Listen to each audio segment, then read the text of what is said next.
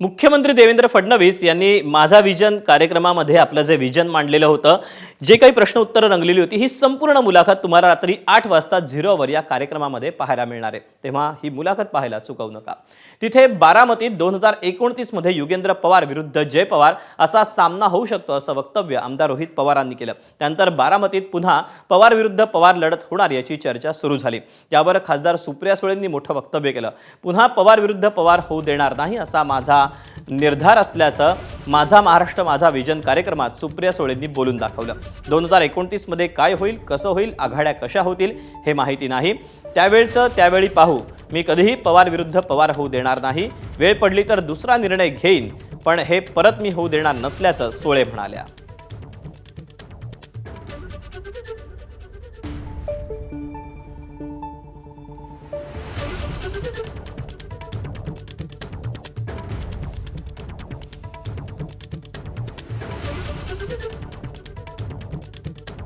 तेव्हा माझा महाराष्ट्र माझा विजन या कार्यक्रमामध्ये सुप्रिया सुळेंना बारामतीमध्ये जी काही लढत होऊ घातलेली आहे, ज्या चर्चा रंगलेल्या आहेत, जय पवार विरुद्ध युगेंद्र पवार अशी लढत होऊ शकते का, किंवा पवार विरुद्ध पवार अशी लढत पुन्हा एकदा पाहायला मिळणार का असा प्रश्न विचारण्यात आलेला होता। त्यावेळेला मी पुन्हा बारामतीत पवार विरुद्ध पवार हे कोणत्याही परिस्थितीत होऊ देणार नसल्याचं सुप्रिया सुळे यांनी माझा विजन या कार्यक्रमामध्ये म्हटलेलं आहे, तसा निर्धार त्यांनी बोलून दाखवला आहे।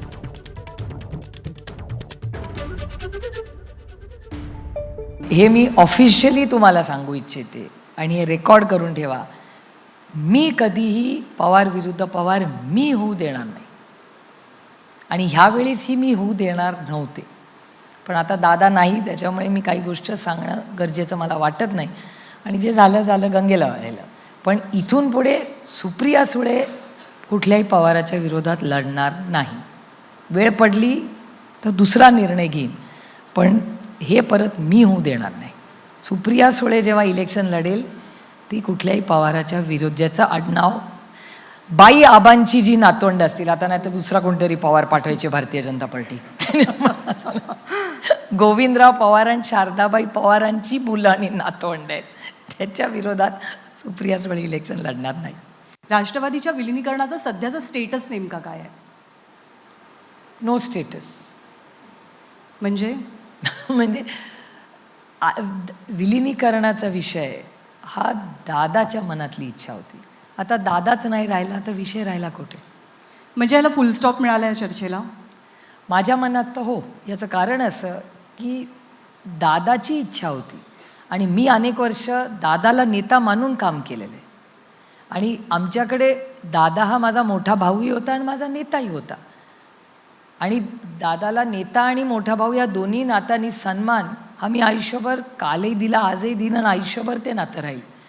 आणि त्यानंतर दादा गेल्यानंतर खूप गोष्टी बदललेल्या आहेत अर्थातच, त्याच्यामुळे मला असं वाटतं ते दादाशी बोलणं होतं, ते गोड नातं तिथे संपलं आता। त्याच्यामुळे प्रत्येक जणांनी काय करायचं, आपल्या संघटनेत काय करायचं, प्रत्येकाला एका सशक्त लोकशाहीमध्ये अधिकार आहे आणि ते प्रत्येकाने आपापलं काम करावं आणि चांगल्या पद्धतीने महाराष्ट्रात करावं एवढीच अपेक्षा। खरं तर आपल्याला माहिती असेल तर मी नेहमीच जसे मी राजकारणामध्ये आले त्या तेव्हापासून मी सांगत आलेली आहे की कुटुंब आमचं नेहमीच वेगळं असणार आहे आणि राजकारण वेगळं असणार आहे। त्यामुळे सुप्रियाताईंनी अतिशय चांगली गोष्ट सांगितलेली आहे। त्यामुळे त्यांनी आता निश्चय केला की पवार विरुद्ध पवार निवडणूक होऊच देणार नाही आणि मी पण स्वतः पवारांच्या विरुद्ध लढणार नाही कोणत्याच। आणि त्यांचं वक्तव्य अतिशय चांगलं आहे आणि आम्हा सगळ्या कुटुंबाची सुद्धा तीच इच्छा आहे।